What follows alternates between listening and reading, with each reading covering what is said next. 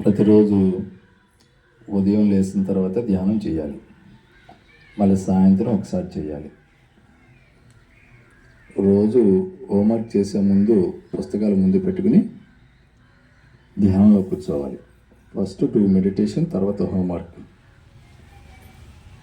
తర్వాత evening homework చేసే ముందు మళ్ళీ పుస్తకాలు ముందు పెట్టుకుని మెడిటేషన్లో కూర్చోవాలి.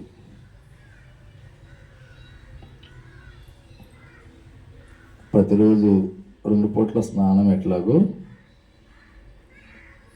భోజనం ఎట్లాగో, పనులు ఎట్లాగో, చదువు ఎట్లాగో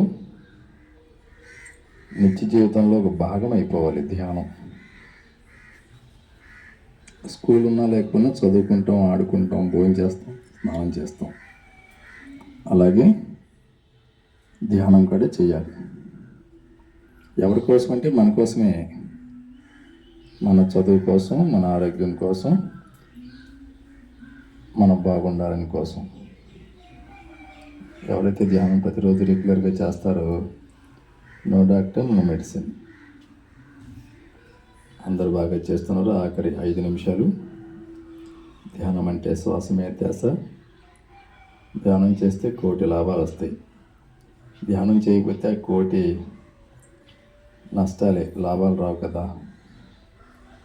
అందుకే నిత్యం ధ్యానం చేయాలి.